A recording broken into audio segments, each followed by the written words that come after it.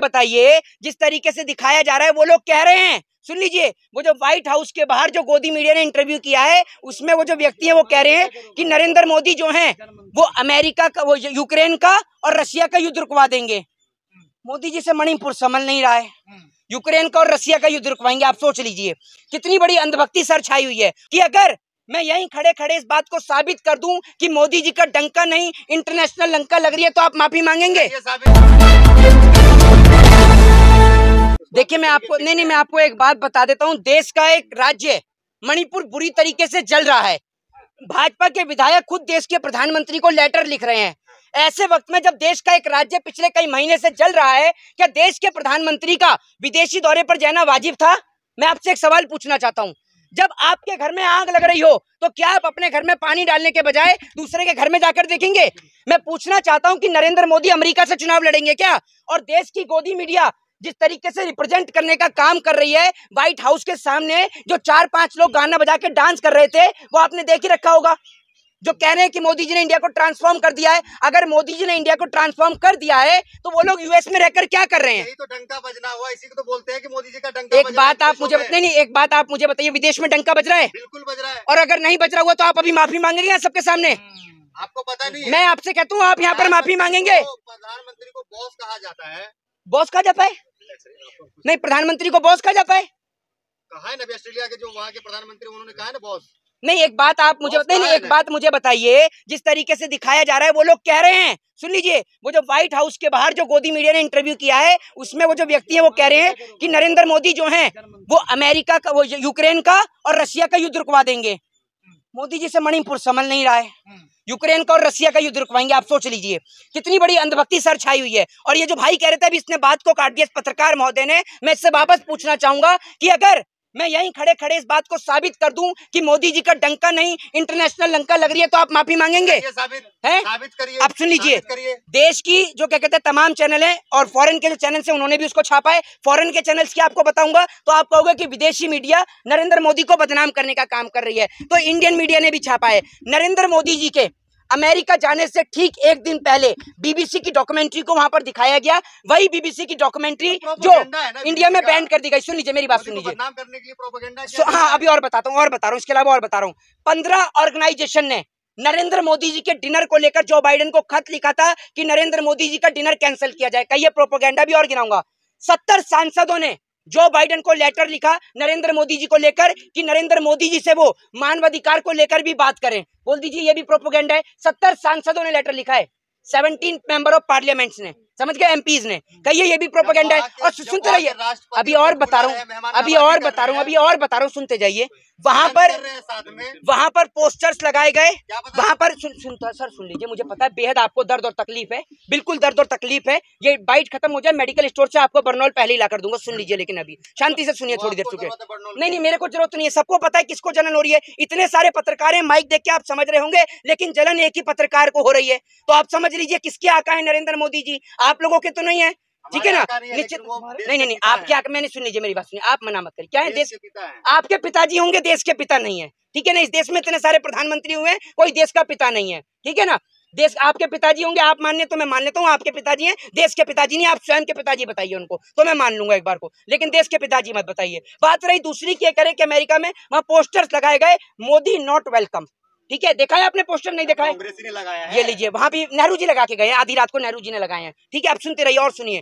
एक व्यक्ति जिसका नाम अमिताभ मित्तल है, ठीक है, उसको रिप्रेजेंट किया गया ऐसे कि वो एक आम आदमी है, एक कॉमन मैन के तौर पर उसको रिप्रेजेंट किया गया। और वो कहता है इस तरीके से कि भाई मोदी जी ने जो भारत को जो है वो बदल दिया है, चेंज कर दिया है। पहले मैं उनसे पूछना चाहता हूँ कि माननीय अमिताभ मित्तल जी, अगर मोदी जी ने चेंज कर दिया है, इंडिया को बदल दिया है, इसका सिस्टम जो बदल दिया है, तो एक बात मुझे बताइए कि आप यूएस में रहकर क्या कर रहे हैं, भारत में क्यों? एक मोहित शर्मा सवाल ये इसको बड़ी तकलीफ है भाई, बड़े भाई आप क्या चाहते हैं? उसके जो सीईओ है वो पसंद कर बड़े भैया मैं कह रहा हूँ अगर किसी का कोई एक मैं कह रहा हूँ सुन लीजिए, इनको बहुत तकलीफ है, ये मोदी जी की बुराई सुन भी नहीं रहे हैं। एक काम करिए, पहले एक मिनट जाइए, किसी का अगर कोई किसी का कैमरामैन खाली हो ना, किसी का कैमरामैन खाली हो, भैया बर्नौल लगा लो, अरे बर्नौल लेके लगा लो। ये लीजिए मेरी बात सुनिए, घूस नहीं दे रहा हूँ आपको, इतनी तकलीफ है, आपको इतनी तकलीफ है इस मेरे भाई को, इतनी तकलीफ है। ये लीजिए 100 रुपए में, मतलब ये लीजिए देख लीजिए, ये इतना सस्ता पत्रकार है, 100 रुपए में जमीर बेचता, बड़ा ही निचले स्तर का पत्रकार है भैया, तू तो बहुत ही निचले स्तर का है। 100 रुपए में बर्नौल दे रहा हूँ, आधी इसका कैमरामैन लगाएगा, आधी आप लगा लोगे, दोनों को आराम मिल जाएगा। सुन लीजिए, सुन तो लीजिए, मैं थोड़ी बता रहा हूँ अपनी, अब मैं अपनी बता रहा हूँ तो समझ में भी आई है। ये भैया ये मोदी जी के मोदी नॉट वेलकम के वहाँ पोस्टर लगे हैं। अब बात कर रहे थे अमिताभ मित्तल की, अब ये देख लीजिए, अरे भाई वो जो 70 सांसद है वो भी वहाँ कांग्रेस के होंगे, क्या पता उनके विचार से, वो जो 15 ऑर्गेनाइजेशन है वो भी कांग्रेस की होंगी, कांग्रेस विचार के हों। अच्छा भाई बहुत, ये देखिए आपकी कोई दवाई नहीं है, मैं आपको जाते वक्त स्पेशल बर्नौल ला के दूंगा हाई क्वालिटी की, जो लगाएं और लगा के आप सोएं, क्योंकि गर्मी का दिन है, जलन ज्यादा हो रही है इन्हें, इसलिए बर्नौल दूंगा, तब इनको आराम पड़ेगा थोड़ा सा। सुन लीजिए, हाँ विकास हो गया, देखा नहीं आपने, पहले आप ये देखिए, पहले जो है नवाज शरीफ को नहीं बुलाया गया, लेकिन मोदी को बुलाया जा रहा है। हाँ इमरान खान को नहीं, देखिए ये देखिए, अब तक तो देखिए, अब तक हाँ, अब तक तो सुन लीजिए, अब तक तो मेरी बात सुन लीजिए भाई, मैं बता रहा हूँ, एक मिनट रुक जाइए, अब सुन लीजिए, अब तक तो मैं आपसे ऐसी समझ रहा था, अब देखिए नवाज शरीफ जेल के अंदर है, इन्हें ये नहीं पता है कि पाकिस्तान के अंदर कौन प्रधान क्या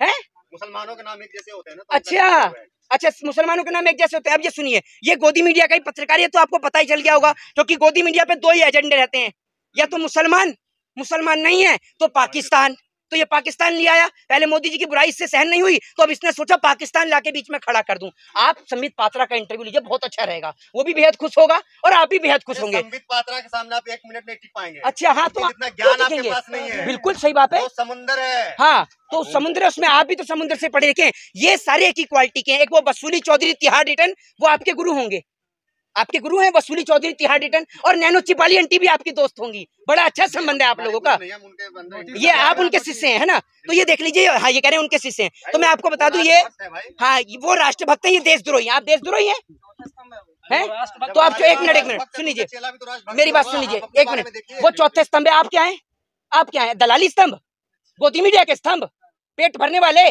क्या है आप, कौन से स्तंभ है जरा बताइए, आप भी तो चौथे स्तंभ है। असल में इनकी गलती नहीं है, इन्होंने समझाया देश में चौथा स्तंभ सिर्फ वही बचा है जो मोदी जी की दलाली करे, अब ये दलाली कर रहा है ताकि ये चौथा स्तंभ बने। भैया चौथा स्तंभ वो है जो निष्पक्ष होकर पत्रकारिता करे। सुनिए, जिस तरीके से मोदी जी का जो है पूरे वर्ल्ड में डंका बज रहा है, उस हिसाब से ये लग रहा है जी 24 में जो है प्रधानमंत्री जो है वो तीसरी बार, जो मोदी है, माफ कीजिएगा मोदी, वो तीसरी बार प्रधानमंत्री बनने जा रहे हैं। अच्छा जरा ये बताइए, अपने नाम नहीं, अपने और अपने चैनल के नाम सहित बताइए, कितने विदेश की यात्रा आप करके आए हैं? अरे सोशल मीडिया पे देखते हैं ना भाई। क्या, कौन सी सोशल मीडिया पे दिखा रहे हैं, कौन सी सोशल मीडिया बताइए जरा एक का नाम। हाँ तो ये देखा, व्हाट्सएप वाला ज्ञान है, ये सुबह सुबह बाथरूम में बैठ के पढ़ते हैं, व्हाट्सएप का ज्ञान लेकर आ रहे हैं। भैया ये व्हाट्सएप का ज्ञान छोड़ दो, इस व्हाट्सएप के ज्ञान ने तो पूरे देश का बेड़ा गर्क कर दिया है। ये बेफजूल के अतथ्य बातों का प्रयोग ना किया जाए। ना मोदी जी 24 में आ रहे हैं ना, अभी गायब थे कहीं पर, गुमशुदा की पोस्टर लगवा दो उनको, प्रधानमंत्री बन रहे हैं ना। मेरे बताने से आपके बताने से कैसे बन जाएंगे? देश में लोग महंगाई से जूझ रहे हैं, किसान आत्महत्या कर रहा है, ठीक है, जवान सरहद पर शहीद हो रहा है, मोदी जी कैसे आएंगे 24 में? राम मंदिर बन रहा है ना, है तो आप एक राम मंदिर बन रहा है, राम मंदिर बहुत बड़ी जगह में बनना है, एक काम करिए, सुरक्षित हो गया है ना, लोग वोट करेंगे। अच्छा तो जो मणिपुर में मर रहे हैं वो कौन है? गूंगा हो गया ये पत्रकार, गूंगा हो गया, आवाज नहीं आएगी इसकी, बिल्कुल गूंगा हो गया। अभी जो किसान जिनके ऊपर लाठी डंडे भाजे गए थे वो कौन किसान थे? बोलिए गूंगे पत्रकार। सबकी आप सबके नहीं, सबके घर का सर्वे आप करके आए थे, हमने तो नहीं दिया। दिल से सब भाजपा ही हैं। अच्छा आप भाजपा ही होंगे तो सबकी कैसे बता रहे हैं दिल से भाजपा ही हैं? आप भाजपा ही होंगे हैं? जो किसान बैठे थे उन्होंने भाजपा को वोट नहीं दिया। आपने सब किसानों का सर्वे किया है? अगर एक मिनट एक बात मुझे बताइए, अरे सुन लीजिए, सब किसानों ने वोट दिया था ना, तो नरेंद्र मोदी जी काहे यूपी छोड़कर पंजाब से चुनाव नहीं लड़ लेते? पंजाब में तो बेहद किसान है, पता चल जाएगा मोदी जी वहीं से चुनाव लड़ते हैं जहाँ हिंदू मुसलमान होता है। पंजाब से लड़कर देख लें, बता देगी पंजाब की जनता उन्हें कि क्या होता है वहां पर, पंजाब में कितना काम किया है या देश में कितना काम किया है। लड़ेंगे नरेंद्र मोदी जी, क्यों बनेंगे? मोदी ने तो कौन, अभी आप राम मंदिर हैं, मोदी ने तो कौन? मोदी जी झूठी तो बोलते हैं, सेक्सिली को बना दो, झूठी बोलना है तो लंबी लंबी फेंकवानी उसी को बना दो। कौन? क्या मोदी ने तो कौन? मैं बोलता रहा हूँ, मोदी जी अगर झूठ बोलते हैं, झूठ बोलने वाला ही चाहिए, तो शेख सिल्ली को बना दो। शेख सिल्ली भी तो लंबी लंबी फेंक रहा है?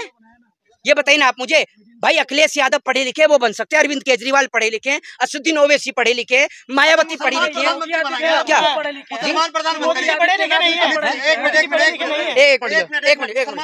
बनाएंगे आप? किसे? आप असदुद्दीन ओवैसी का नाम कैसे लिया आपने? अच्छा ये बताइए मुझे, इस देश के राष्ट्रपति हुए नहीं हुए मुस्लिम? मुसलमान प्रधान। अरे मेरी बात तो सुन लीजिए, ये देखिए ये गोदी मीडिया के पत्रकार को इतनी दिक्कत है हर चीज में। अरे मैंने बोला कि वो पढ़े लिखे हैं, मैंने बात करी पढ़े लिखी, कान में तेल लगाऊंगा पतंजलि का, तेल टपकाऊं पतंजलि का तुम्हारे कान में? मुसलमान प्रधानमंत्री बनेंगे। मैंने बोला वो पढ़े लिखे हैं, असदुद्दीन ओवैसी पढ़े लिखे और बन जाएगा तो क्या दिक्कत है? मुसलमान प्रधानमंत्री बनेंगे। भाई सेकुलर कंट्री है, हर कोई चुनाव लड़ने का हक और अधिकार है, डेमोक्रेटिक कंट्री है, लोकतांत्रिक देश है, हर कोई चुनाव लड़ सकता है, चुनाव प्रक्रिया में हिस्सा ले सकता है। इस देश के अंदर मेरी बात सुन लीजिए, मेरी बात सुन लीजिए, कोई हिंदू कोई सुनिए मेरी बात सुनिए, मेरी बात सुन लीजिए, पहले अपना हिंदू राष्ट्र जेब में रखिए। कोई हिंदू कोई मुस्लिम कोई सिख कोई ईसाई नहीं है, कोई ब्राह्मण कोई शूद्र कोई वैश्य कोई क्षत्रिय नहीं है, हम लोग सब इंडियन है, भारतीय हैं, ठीक है ना। लोगों को बांटने का काम आप जैसे लोग करते हैं जो नेताओं के नाम से नेताओं से पैसा लेते हैं। हम हिंदुओं के लिए एक भी देश नहीं है, लोग इस तरीके की बात करते हैं। इसका नाम है जाहिद, ये कह रहे हैं हिंदुओं के लिए एक भी देश नहीं है, अपना घर छोड़ दे हिंदुओं के लिए। ब्राह्मण होके नहीं हो रहे हो। हाँ इधर ये अपना चश्मा उतार के ना भक्ति वाले इधर आके बात करो, फिर मैं आपको बताता हूँ संविधान से आपको तकलीफ क्या है? अगर ये संविधान नहीं होता ना, किसी अंग्रेज के घर में बैठ के इसके जूते और चप्पल साफ कर रहे होते, समझे? ये संविधान की बदौलत पत्रकारिता करिए, नरेंद्र मोदी जी के 14 के बाद पत्रकारिता करिए। अरे एक मिनट ये बताओ, 2014 के बाद पत्रकारिता करिए तुमने? अगर इस देश में अम्बेडकर नहीं होते ना तो आपको पता चल जाती है आपकी हैसियत और औकात क्या है। वो तो अम्बेडकर थे, आपको बोलने का हक और अधिकार दे गए, जिसकी वजह से आज आप बोल रहे हैं। सब कुछ हुआ है हाँ मोदी जी की वजह से। 2014 के बाद पत्रकारिता करिए तुमने, हैं? 2014 के बाद स्कूल गए हो, हैं? बोलते क्यों नहीं? 2014 के बाद स्कूल गए हो? इस पत्रकार को पहले बरनौल, हाँ पहले स्कूल ही नहीं था तो कहाँ पढ़ते थे? कहाँ से पत्र भैया भाई? ये मुझे लगता है ये तो आज ही उतरा दिखे मंगल ग्रह से, जहाँ मोदी जी जमीन कटवा रहे हैं ना, जहाँ 100 स्मार्ट सिटी बननी है, ये वहीं से उतरा है अभी। तभी तो कह रहा है पहले स्कूल ही नहीं था। तो पहले स्कूल नहीं था तो अपने पिताजी से आपने पूछा नहीं कहाँ से उन्होंने शिक्षा ली है? मदरसा से ली है। तो सारे मदरसे में पढ़ते थे, गुरुकुल तो पहले भी हुआ करता था, स्कूल तो पहले हुए। आदि मानव काल में पैदा हुए हो क्या आप?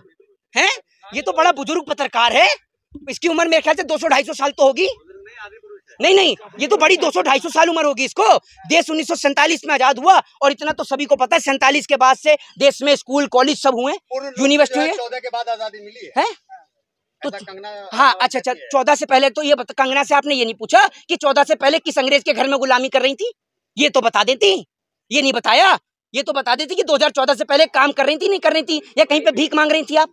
ये तो बता देती जरा किस अंग्रेज की गुलामी कर रहे थे। तो इस प्रकार के शब्दों का प्रयोग ना करें आप। इस प्रकार के शब्दों का प्रयोग कर कि साल 2014 के बाद आजादी मिली है, आप हमारे देश के महापुरुषों का, जिन्होंने देश के लिए फांसी का फंदा चूमा, शहीद आजम भगत सिंह, अशफाक उल्लाह खां और तमाम राजगुरु सुखदेव, उनको चंद्रशेखर आजाद को आप अपमानित करने का कार्य करते। तो इस प्रकार के शब्दों का प्रयोग ना करें। जय हिंद, जय भारत, वंदे मातरम।